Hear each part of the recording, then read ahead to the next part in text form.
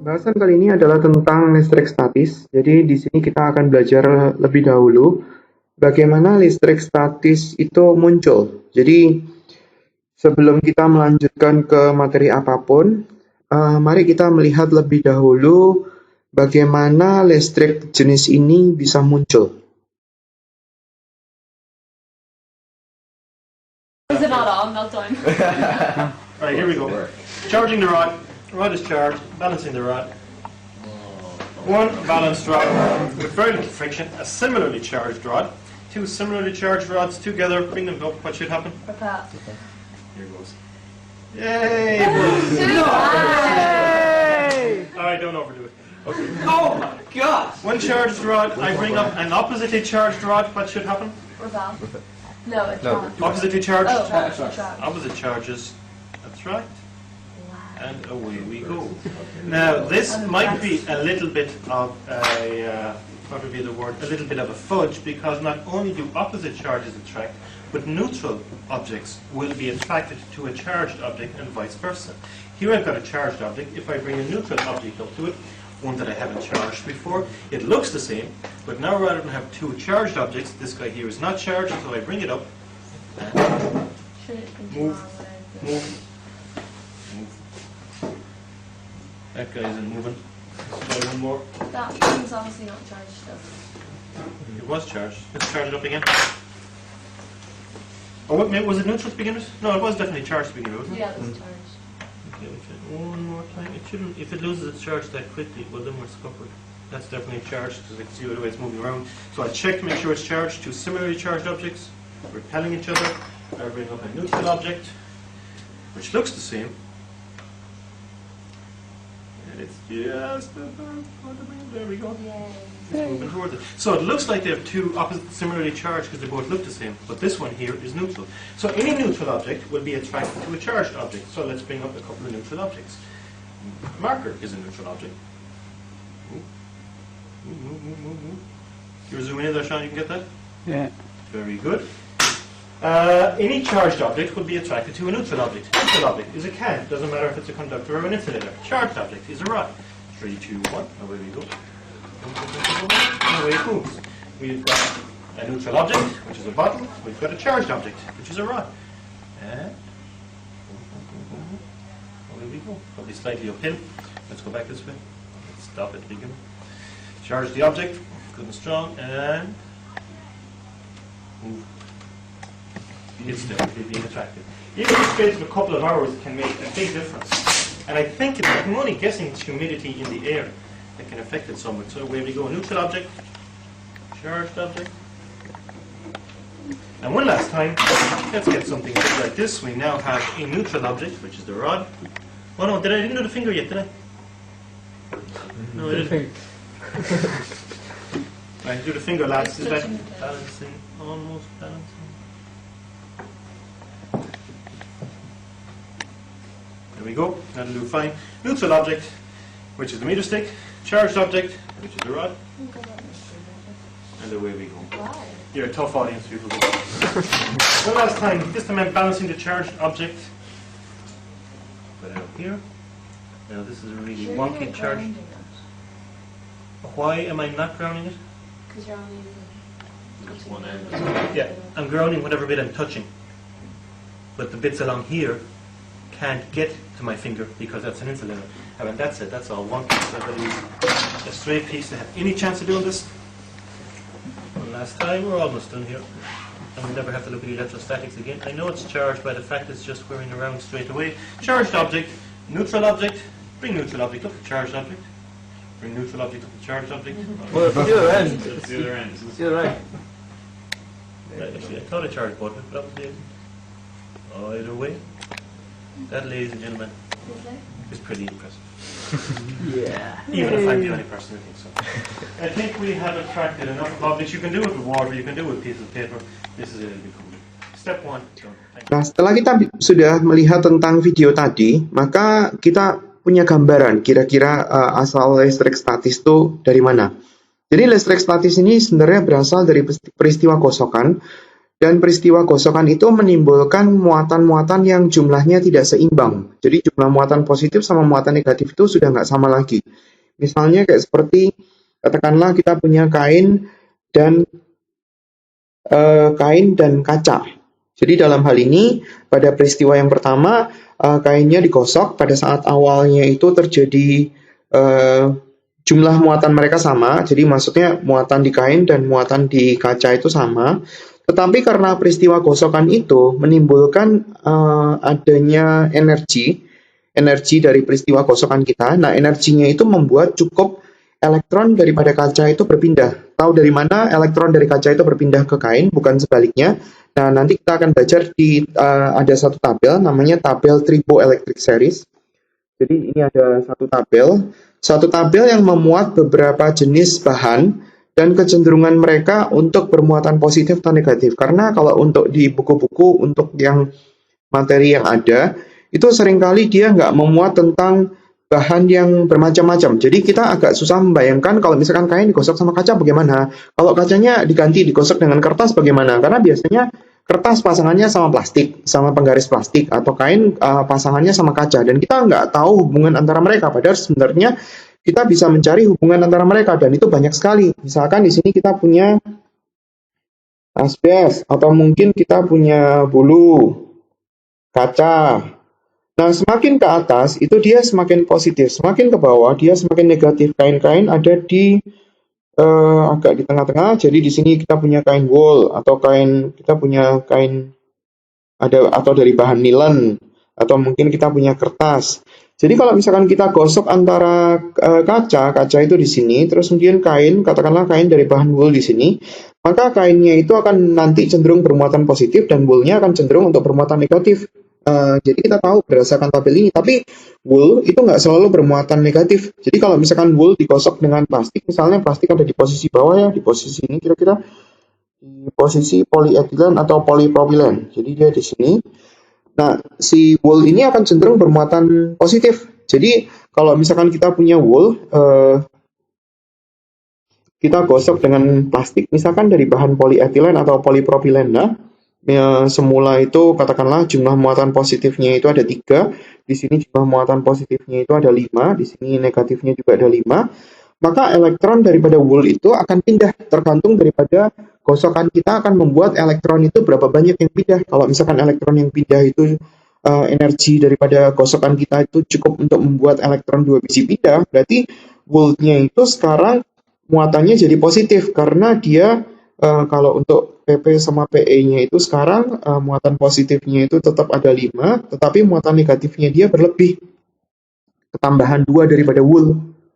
Nah, dari sini kita bisa tahu bahwa wool itu nanti akan bermuatan positif, polietilen atau polipropilen itu akan bermuatan negatif, dan dia akan terjadi peristiwa tarik-menarik. Jadi asalnya dari situ. Karena peristiwa gosokan kita membuat muatannya jadi nggak seimbang. Karena muatannya jadi nggak seimbang, dia akan muncul peristiwa ya tinggal apa? Tarik-menarik atau tolak-menolak. Kalau dia sejenis, maka dia akan muncul tolak-menolak. Kalau dia tidak sejenis, maka dia akan muncul tarik-menarik. Jadi peristiwa ini bisa dijelaskan. Ya, seperti kita menggosok glass rod dengan kain sutra, maka dia akan terjadi. Ya, coba aja. Glass rod berarti dia ada di sini, terus kemudian silk di sini. Maka glassnya akan bermuatan positif, silknya akan bermuatan negatif. Berarti artinya ada terjadi perpindahan elektron dari kaca ke sutra. Dia akan pindah ke situ. Atau mungkin dari bahan tertentu dengan plastik, ya kita tinggal nyari tahu dia posisi relatif di dalam tabel triboelectric series-nya itu di mana. Jadi tinggal kita cari tahu siapa positif, siapa negatif. Elektronnya mengalir dari benda yang nanti jadi positif ke benda yang nanti jadi negatif. Terus kemudian untuk perhitungan, di sini kita baru belajar untuk bagian yang pertama. Jadi untuk listrik statis ini, untuk level SMO ada 4, yaitu adalah tentang gaya tarik-menarik atau tolak-menolak, yaitu adalah gaya kolom. Yang kedua adalah kuat medan listrik, yaitu adalah suatu daerah di sekitar listrik yang dimana kalau misalkan kita tempatkan muatan uji di situ, dia akan memperoleh gaya kolom. Bagian ketiga itu energi potensial listrik, dan bagian keempat itu adalah potensial listrik. Kita bicara tentang satu-satu. Di sini kita bicara tentang gaya kolom dulu. Jadi kalau misalkan kita punya muatan tertentu, katakanlah muatan positif dan muatan positif, di sini adalah muatan A, di sini adalah muatan B, maka dia akan terjadi tolak-menolak. Jadi gambar tolak-menolaknya itu kalau di A, arah tolakannya itu akan ke kiri, dan kalau misalkan kita gambar, nilainya adalah FAB. FAB itu kalau misalkan kita tulis, yaitu adalah gaya kolom, apapun dia, apakah tarik-menarik atau tolak-menolak, yang dialami oleh muatan A, karena pengaruh daripada muatan B. Jadi kalau FAB berarti terjadi pada muatan A karena pengaruh B. Jadi kalau misalkan kita gambar untuk B, berarti di sini adalah FBA. Jangan kebalik ya. Misalnya kita punya yang lain. Di sini adalah muatan 1, di sini adalah muatan 2. Ini muatan 2, maka dia akan terjadi tarik-menarik. Jadi kalau kita diminta untuk menggambar di muatan 1, berarti gambarnya arahnya ke kanan, F12. Kalau kita mau gambar di muatan 2, berarti di sini adalah F21.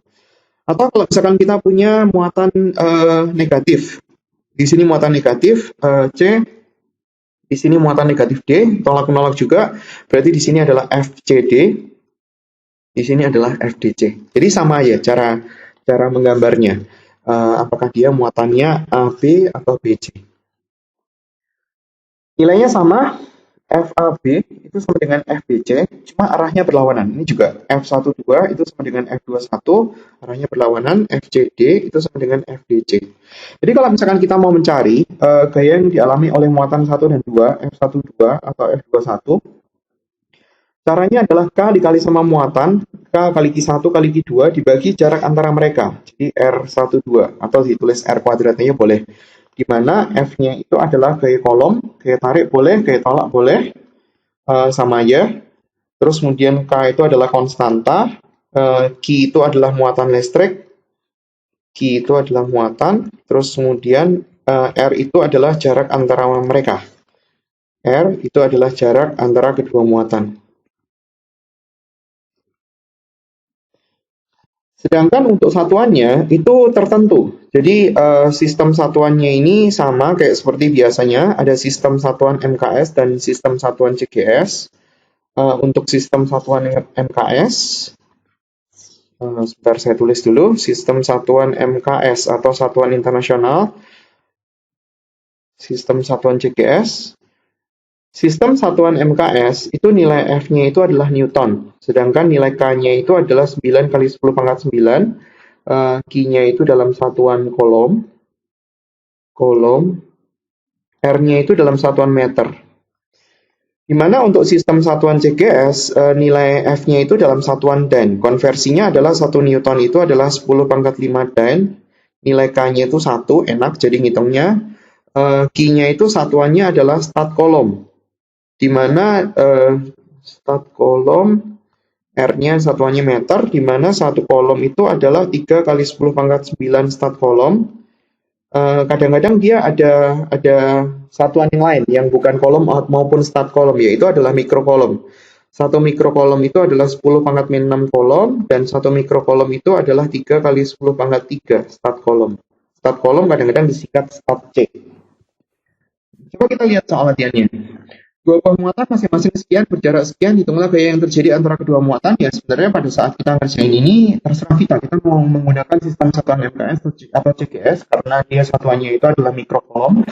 Jadi kalau misalkan kita ubah ke kolom, saya sarankan untuk dikerjain dalam bentuk notasi ilmiah ya, karena itu mungkin hitungnya lebih gampang. 3 kali 10 pangkat hitunglah gaya yang terjadi adalah gaya tolak menolak. Kenapa? Karena dia sama-sama positif. Kalau dia cuma dua muatan itu nggak susah. Jadi Q-nya adalah diubah ke kolom 3 kali 10 pangkat min 6 kolom. Q2-nya itu berarti adalah 6 kali 10 pangkat min 6 kolom karena sama-sama mikrokolom. Jarak antara mereka adalah 9 cm, berarti 9 kali 10 pangkat min 2 meter. Kalau kita cari RF-nya tinggal masukin K kali Q1 3 kali 10 pangkat min 6 kali Q2 6 kali 10 pangkat min 6 dibagi sama R kuadrat. R-nya itu adalah 9, langsung dikuadratin ya. Atau mungkin ditulis dulu terus kemudian nanti baru disederhanain, boleh.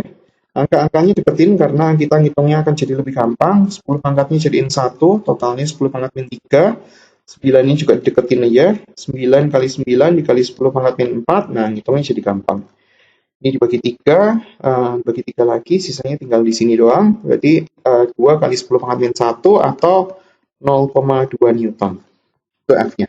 Kalau kita mau ngerjain pakai sistem satuan CGS, berarti kita harus ubah ke dalam stat kolom. Berarti di sini dikali 3 lagi, hasilnya adalah 9 kali 10 pangkat 3, untuk Q2-nya juga sama, 6 mikrokolomnya dikali 3 kali 10 pangkat 3 stat kolom. Hasilnya berarti adalah 18 kali 10 pangkat 3, ya tinggal hitung. R-nya dalam sentimeter, berarti F-nya adalah K, K-nya 1, Q1 kali Q2 dibagi sama R kuadrat. R kuadratnya langsung dilepas saja, 9 kali 9 karena bisa dicoret. Berarti hasilnya adalah 2 kali 10 pangkat 6. Ada yang salah nggak? Ya, ada yang salah. Di sini 10 pangkat 1, berarti ini hasilnya adalah 20 Newton. 2 kali 10 pangkat 6, Dine, kalau misalkan kita ubah Dine ke Newton kan, kalau mau jadiin Dine aja nggak apa-apa, atau kalau kita mau cocokin antara yang sebelah kiri dan sebelah kanan, berarti kita akan mendapatkan angka yang sama, 20 Newton. Contoh berikutnya, sebuah muatan uji diletakkan di antara dua buah muatan lainnya sehingga muatan tersebut berada sekian meter dari sekian milimeter dari yang pertama dan sekian ketika muatan terletak pada satu garis lurus. Berarti kita harus gambar yang bukan muatan uji dulu. Muatannya minus dan minus. Jadi kita gambar ketika muatan terletak pada satu garis lurus. Jadi kalau kita gambar di sini ada muatan minus, katakanlah ini adalah muatan 1. Nilainya nggak usah dikasih minus, muatan satunya itu adalah 3 kali 10 pangkat min 7, satuannya udah kolom, sedangkan muatan yang satunya itu adalah muatan negatif juga, 6 kali 10 pangkat min 7, negatif, katakanlah ini saya tulis muatan 2, 3 sama 6 kali 10 pangkat min 7, ada muatan uji yang satunya, letaknya lebih dekat ke muatan 2. Jadi posisinya kayak gini kira-kira. Ini muatan A misalnya. Nilainya 5 kali 10 pangkat min 7. Jaraknya antara mereka, kita gambar. Di sini ada 50 mili. Yang satunya 10 mm. Coba kita cek benar nggak? Sebuah muatan uji benar diletakkan 50 mm dari muatan yang pertama, atau 10 mm dari muatan yang kedua. Berapakah besar gaya pada muatan uji? Jadi tujuan soalnya itu diminta untuk mencari F di posisi A. Jadi kita gambar gaya untuk di posisi A ya. A dipengaruhi oleh Q1 dan Q2. Jadi di sini ada pengaruh dari dua muatan. Oleh karena Q1 ditolak, ini kita bisa gambar FA1. Oleh karena Q2 ditolak juga, berarti kita bisa tulis FA2. Karena kita mencari tahu FA, berarti kita harus mencari dulu FA1 dan FA2. FA1, saya langsung masukin angka, 9 kali 10 pangkat 9, A1-nya 5 kali 10 pangkat min 7, dikali sama Q2-nya 3 kali 10 pangkat min 7, terus kemudian di jaraknya, diubah ke meter ya. 50 mili berarti 5 kali 10 pangkat min 2 meter. Ganti, langsung dikuadratin aja. Jangan lupa R kuadrat, 25 kali 10 pangkat min 4, terus kemudian kita sederhanain. Angkanya kita bisa sederhanain, ini sama ini, berarti masih ada sisa 5. Berarti kita punya 27 per 5 kali 10 pangkat. Yang atas berarti min 14 sama 9, berarti min 5. Yang bawah min 4, berarti hasilnya adalah min 1. Oke, berarti kita punya, ya sudah biarin gitu aja. Terus kemudian kita hitung untuk FA2. FA2 berarti K 9 kali 10 pangkat 9 kali A-nya 5 kali 10 pangkat min 7 dikali sama Q2 6 kali 10 pangkat min 7 dibagi sama jarak antara mereka. Jarak antara mereka 10 mm diubah ke meter berarti dibagi 1000, 10 pangkat min 2 dikuadratin berarti 10 pangkat min 4. Jadi kita bisa tulis angkanya nggak perlu disederhanain. 5 kali 6 30 kali 9 270. Saya tulis dulu 270. Terus kemudian ada yang atas 10 pangkat min 5, 10 pangkat min 1. Jadi di sini untuk yang FA2 lebih besar, FA2 itu lebih besar daripada FA1. Sehingga kalau kita mau mencari FA ya tinggal yang besar dikurangi yang kecil aja. FA2 dikurangi FA1. 10 pangkat min 1-nya itu kita bisa faktorin, berarti tinggal 270 dikurangi 27/5. Berarti kita akan mendapatkan hasil, tinggal dikurangi aja. 270 dikurangi sama 27 dibagi sama 5. Hasilnya adalah 1323 per 5. 1323 per 5 dikali 10 pangkat min 1, berarti ada 1/10. 1323 per 10 atau 132,3 satuannya Newton. Arahnya itu kita nggak boleh tulis ke kiri karena di dalam soal itu nggak ada gambarnya. Berarti kita harus tulis arahnya itu ke muatan 1. Muatan 1 itu adalah -3 kali 10 pangkat minus 7 kolom. Jadi nulisnya seperti itu karena memang soalnya nggak dalam bentuk gambar. Contoh yang berikutnya ada dua buah muatan titik berjarak R di udara mengalami gaya kolom sekian jika muatan ini permitivitas relatif sekian, jaraknya menjadi sekian. Oke. Jadi di sini pada saat kita bahannya itu adalah udara, F itu kan tadi kan ditulis kan nilainya adalah K dikali sama Q1 dikali sama Q2 dibagi sama R kuadrat. Sebenarnya pada saat kita mau menghitung K itu nilainya adalah K itu adalah 1/4pi epsilon 0. Itu adalah permitivitas ruang hampa. Nilainya 8,85 10 pangkat min 12. Kalau kita ganti K-nya itu kita ganti dalam bentuk itu, 1/4pi epsilon 0, Q1 kali Q2 dibagi sama R kuadrat, dan kalau misalkan kita isi epsilon 0-nya itu adalah 8,85 kali 10 pangkat min 12 Newton meter kuadrat per kolom kuadrat. Nah, ini akan menghasilkan nilai K itu adalah 9 kali 10 pangkat 9. Nah, kalau misalkan dia itu di antara dua muatan itu ada bahan, berarti maksudnya di sini katakanlah ada muatan, di sini juga ada muatan, ini muatan 2, tapi di sini katakanlah ada cairan tertentu atau bahan tertentu, maka kalau misalkan kita menghitung F-nya, itu adalah 1/4pi dikali sama epsilon. Q1 kali Q2 dibagi sama R kuadrat, di mana epsilonnya itu adalah permitivitas relatif bahan dikali permitivitas ruang hampa. Jadi kalau misalkan kita ganti, F-nya itu sama dengan 1/4pi dikali sama epsilon R, permitivitas relatif bahan, atau kita bisa ngomong dia sebagai konstanta bahan, Q1 kali Q2 dibagi sama R kuadrat, maka F itu kita bisa tuliskan dia sebagai K dibagi sama konstanta bahan kali Q1 kali Q2 dibagi R kuadrat. Jadi ini dipakai kalau dia ada bahan. Jadi kita bisa bandingin. Sekarang saya bandingin untuk gaya yang kedua dengan gaya yang pertama, F2 dibanding F1. Yang kedua itu dia ada bahannya. Jadi kita tulis dia ada bahannya di sini.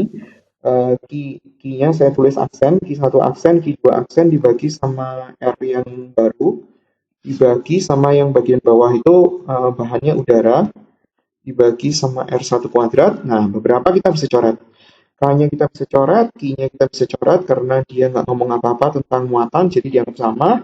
F2-nya kita nggak tahu, F1-nya tahu, 10 Newton. Jangan lupa, itu seper epsilon R ya, jadi maksudnya tetap ada sepernya. Terus kemudian di sini kita punya 1/R2 kuadrat dibagi 1/R1 kuadrat. Kita bisa ganti 1/4 R1 sama R2-nya itu bisa dikumpulin jadi 1, kuadratnya ditulis di luar. 10 Newton, 1/4, R1-nya tetap dalam R, R2-nya kita ganti 1/4 R1. 1/4 R1, terus kemudian kita bisa coret. Hasilnya 16, berarti hasilnya 4, berarti kita bisa ketemu F2, 4 kali 10. Hasilnya adalah 40 Newton. Jadi dia lebih besar. Oke, terus kemudian contoh soal berikutnya. Muatan A dan muatan B terpisah pada jarak 2 meter. Muatan A sekian, muatan B sekian, muatan C sekian diletakkan di antara keduanya pada suatu titik tertentu, sehingga gaya di muatan C adalah 0. Berarti kita harus menggambarkan dulu muatan A dan muatan B, kedua-duanya sama-sama positif. Muatan A, ini adalah muatan A, nilainya adalah 1 kolom. Di sini ada muatan B, nilainya adalah 2 kolom. Muatan C itu diletakkan pada titik tertentu. Nah, sekarang kita harus menganalisa dulu dia posisinya ada di mana. Saya coba menganalisa untuk beberapa tempat ya.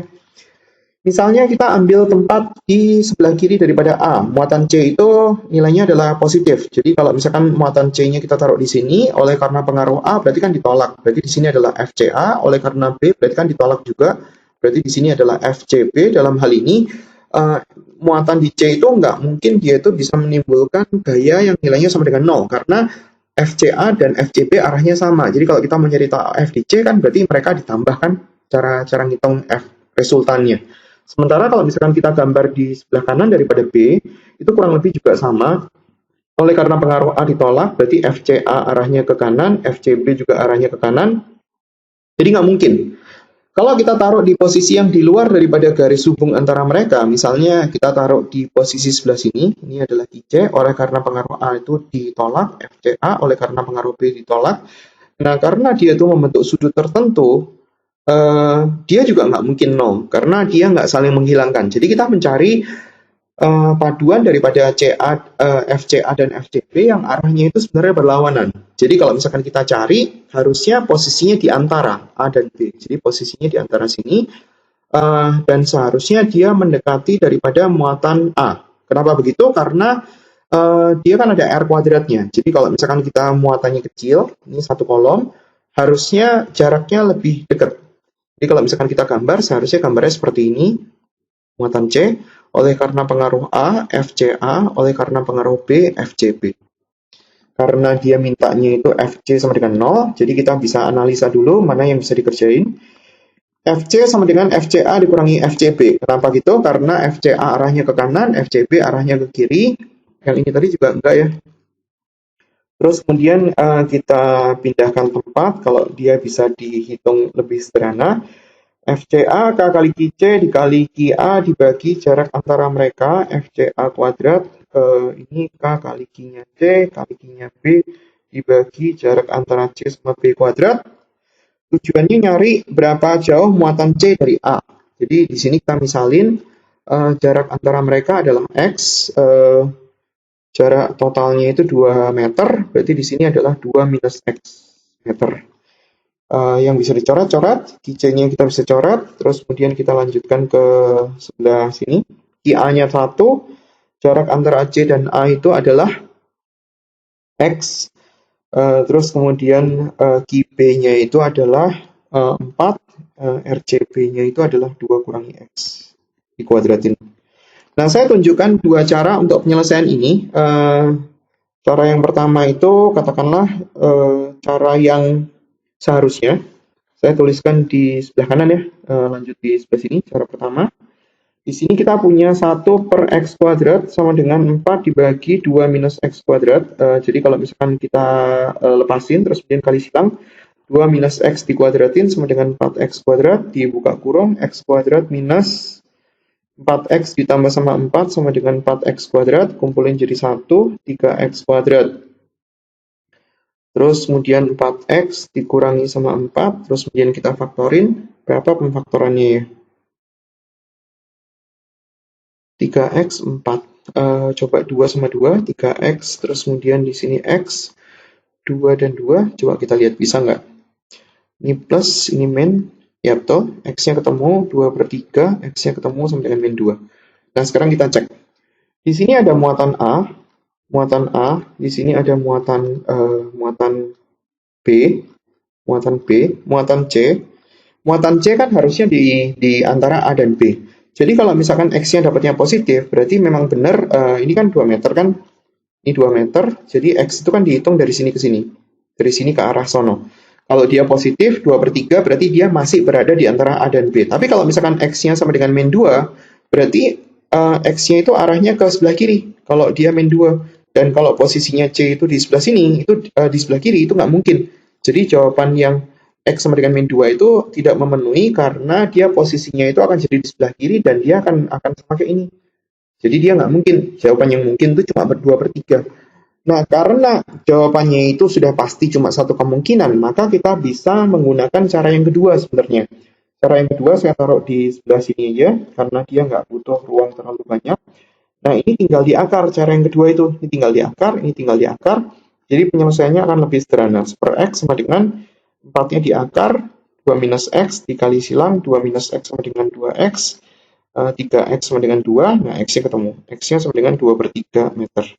Jadi 2/3 meter dari muatan A atau 5/3 meter dari muatan B. Jawabannya sama ya, untuk cara yang berbeda. Contoh berikutnya pada gambar di samping, besar komponen horizontal daripada gaya listrik yang bekerja pada titik kiri bawah persegi adalah. Jadi di sini saya gambar dulu, bentuknya adalah persegi. Katakanlah di sini saya kasih muatan masing-masing. Ini adalah muatan 1, ini negatif. Ini adalah muatan 2, nilainya adalah 2Q, ini nilainya adalah 2Q, nggak pakai minus, karena minusnya udah saya gambar. Ini muatan 3, nilainya adalah Q, plus minus plus, oke. Berarti di sini plus, Q4-nya nilainya Q, jaraknya adalah A, dari sini ke sini adalah A. Tujuannya mencari yang kiri bawah, jadi tujuannya mau nyari FD1. FD1 disebabkan oleh karena muatan 2, muatan 3, dan muatan 4, jadi kita harus nyari tahu arahnya. Oleh karena muatan 2 ditarik. Di sini ada F12, oleh karena muatan 3 ditarik juga. Berarti di sini F13, terus kemudian oleh karena muatan 4 ditolak. Berarti arahnya ke sini, F14. Terus kemudian kita harus ngitung. Gambarnya ada ditaruh di sini aja. Terus kemudian nanti kita proyeksi ke sini. Ini adalah F14. Di sini adalah F12. Kita hitung dulu. F12 berarti adalah K dikali sama Q1. Q1 adalah 2Q, terus kemudian Q2 itu adalah juga 2Q, dibagi sama jarak antara mereka adalah A, dikuadratin. Angkanya ditaruh di luar, yang variabel-variabel dikumpulin jadi satu. F13 itu adalah K dikali sama muatannya Q1 itu adalah 2Q, muatan daripada Q3 itu adalah Q, minusnya nggak dimasukin ya, cuma untuk nyari tahu apakah dia ditarik atau ditolak. Jaraknya berarti adalah A akar 2 karena dia diagonal. Jadi kalau misalkan kita ganti, 2-nya kita bisa ilangin, K kali Q kuadrat dibagi sama A kuadrat. Sementara kalau kita mencari F14, berarti sama dengan K kali Q1, Q1-nya 2Q, kali Q4 itu adalah Q, dibagi jarak kuadrat, berarti ada 2-nya. 2 kali K kali Q kuadrat dibagi sama A kuadrat. Nah, seperti itu. Nah, sekarang kalau misalkan kita mau menghitung yang F13 ini posisinya itu tidak horizontal dan tidak vertikal, berarti dia harus diproyeksi. Ini saya tulis F13, berarti di sini ada F13 kosinus alfa, kosinusnya sudutnya itu 45, F13 kosinus 45, terus kemudian di sini kita punya proyeksi daripada sin, F13 sin 45. Jadi di sini butuh perhitungan vektor yang sudah dipelajari di kelas 10 ya. Oke, sekarang kita ngitung untuk F1 arah sumbu X. Ini agak susah sedikit. F1 arah sumbu X itu ada dua gaya, yaitu dalam hal ini adalah F12 dan F13 cos 45. F12 ditambah sama F13 dikali kosinus 45. Kenapa ditambah? Karena arahnya sama-sama ke kanan. Kalau ada yang ke kiri, berarti yang ke kanan anggap positif, yang ke kiri anggap negatif. F12 nilainya adalah 4. F13 nilainya 1. Berarti tulis 4 kali K kali Q kuadrat dibagi A kuadrat. Ini 1, 4 kali Q kuadrat A kuadrat cos 45 setengah akar 2. Berarti K kali Q kuadrat dibagi A kuadratnya bisa difaktorin. 4 ditambah sama setengah akar 2. Sementara biarin seperti itu. F1Y itu adalah F1 untuk arah sumbu Y. Ada 2.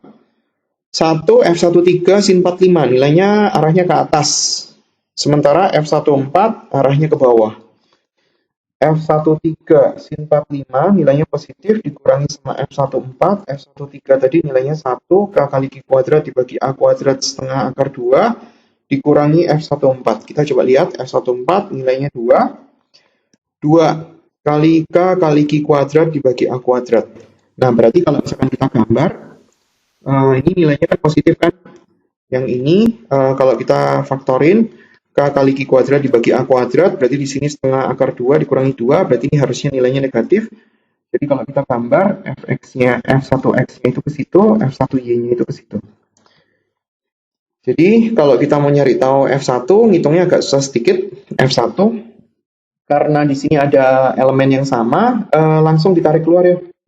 Harusnya kan kalau kita tulis F1 berarti kan sama dengan, kalau rumus ya, F1x kuadrat tambah F1y kuadrat. Dia kan ada kaki kuadrat per A kuadrat dikuadratin. Jadi dia langsung difaktorin. K kali Q kuadrat per A kuadrat, berarti tinggal yang bagian dalamnya. Berarti kita punya 4 ditambah sama setengah akar 2 dikuadratin, ditambah sama setengah akar 2 dikurangi 2 dikuadratin. Ya, dikuadratin biasalah. K dikali sama Q kuadrat per A kuadrat dikuadratin, berarti kita punya 4 ditambah sama, itu dikuadratin berarti setengah, kali itu berarti 4 akar 2 ditambah sama setengah lagi ditambah sama 2 dikurangi sama 2 akar 2. Berarti hasilnya adalah K kali Q kuadrat dibagi sama A kuadrat. Ada yang bisa ditambah. 4 sama 2, 6 tambah 1, berarti kita punya 7 ditambah sama 2 akar 2. Newton. Newton. Ini di sini ada satuan nggak? Nggak ada satuan, berarti dia dalam satuan gaya ya. Satuan gaya. Nah, karena kita berbicara tentang sesuatu yang adalah besaran vektor, berarti kita harus tahu arahnya. Dalam hal ini, kalau kita mau nyari tahu arahnya itu pakai tangan, cara ngitung F1Y dibagi sama F1X. Beberapa yang kita bisa coret-coret, berarti tinggal setengah akar 2 minus 2 dibagi sama setengah akar 2 ditambah sama 4. Kalau kita kali 2 atas dan bawah, berarti kita akan mendapatkan akar 2 minus 4 dibagi sama akar 2 ditambah sama 8. Ya, sederhanain sendiri ya, ini tinggal kali akar sekawan. Akar 2 minus 8, akar 2 minus 8. Jadi nanti theta dapat arkes tangan sekian. Kira-kira seperti itu. Jadi agak panjang memang kalau misalkan dia itu ada paduan-paduannya. Itu adalah penjelasan untuk gaya kolom, gaya tarik-menarik atau gaya tolak menolak. Sama, cuma perhitungannya sama, cuma akan menentukan terhadap arahnya. Apakah dia itu dari 2 muatan atau 3 muatan atau lebih. Semakin banyak muatannya, semakin susah ngitungnya. Semoga ada manfaatnya. Terima kasih atas perhatiannya. Sampai jumpa di video pengajaran yang lain.